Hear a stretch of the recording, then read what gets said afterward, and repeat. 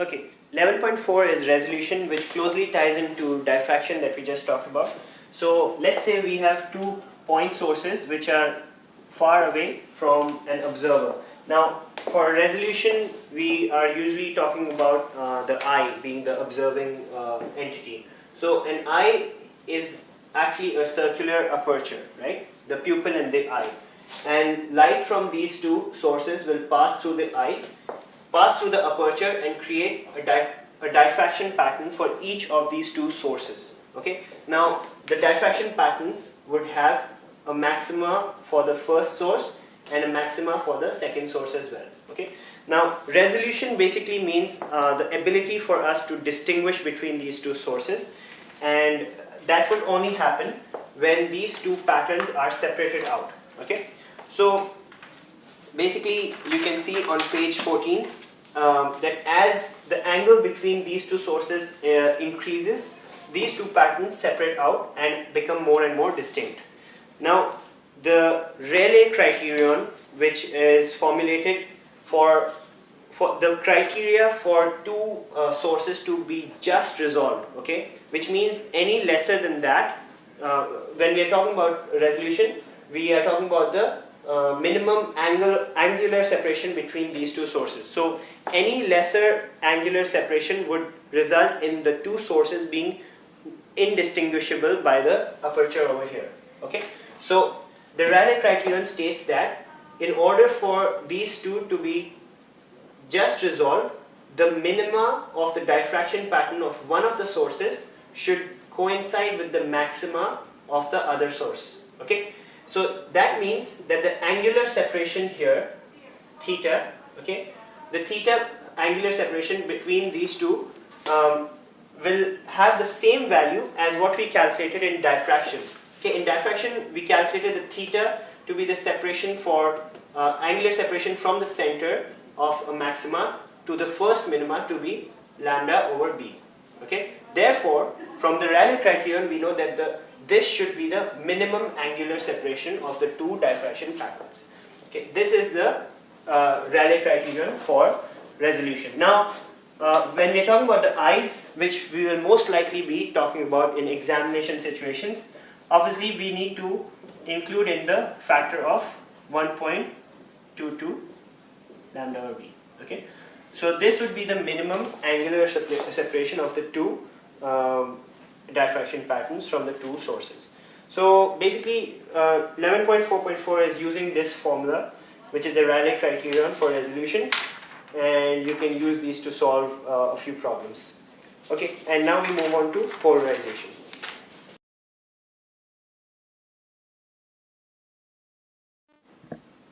Okay, the last part of chapter 11 is polarization.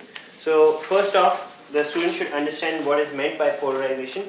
So when you have light, when you're talking about light or any electromagnetic wave, you have electric field and a magnetic field, which are oscillating in a direction perpendicular to the travel of the wave, right? So let's just consider the electric field.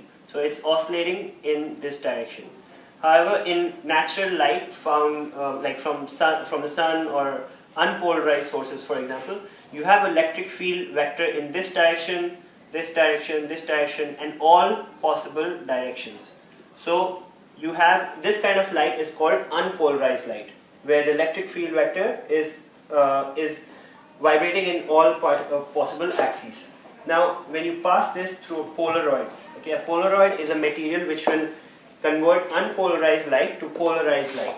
So after passing through the Polaroid, the light will only oscillate, well, the electric field vector will only oscillate in one direction. Okay, so this is called polarization of light, and when light passes from here to here, the intensity of the light is nearly halved. Okay, and this is the technology behind Polaroid glasses and stuff.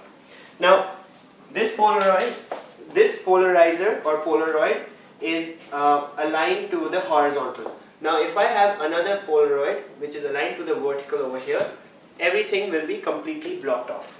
Okay, so the student should be familiar with this. Now, this is the basic concept of polarization. Now if I have a water surface over here, there's water here and air here, and there's unpolarized light being, well, unpolarized in all directions, right? So it reaches the water over here. So part of this light will be refracted and part of it will be reflected off. Okay. Now, when in any circumstance, when the refraction and reflection happens, this light is partially polarized and this refracted light is also partially polarized. However, under one particular condition, which is when the angle between the reflected ray and the refracted ray is 90 degrees, okay, the light which is reflected is completely plane polarized, and it's plane polarized like this, which is perpendicular to the plane of the whiteboard over here. Okay, so this will be completely plane polarized, and let's see some features of this. Let's call this angle I, incident angle. Let's call this angle the angle of reflection, or F in this case, and refraction, let's call it R.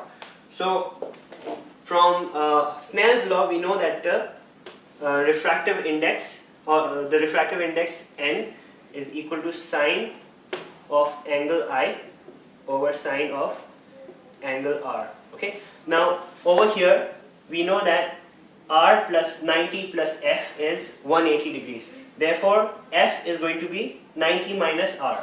Okay. So, or R is equal to 90 minus F. So this will be sine of angle I over sine of 90 minus F. Okay. And also from the law of reflection, we know that angle I is equal to angle F. Okay.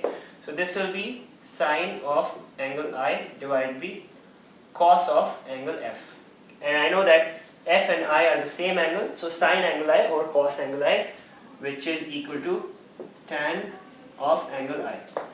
That's the refractive index. Okay. So I can find this particular angle I, the incident angle, which is tan inverse of the refractive index. Okay. For this angle, the reflected light will be completely plane polarized horizontally.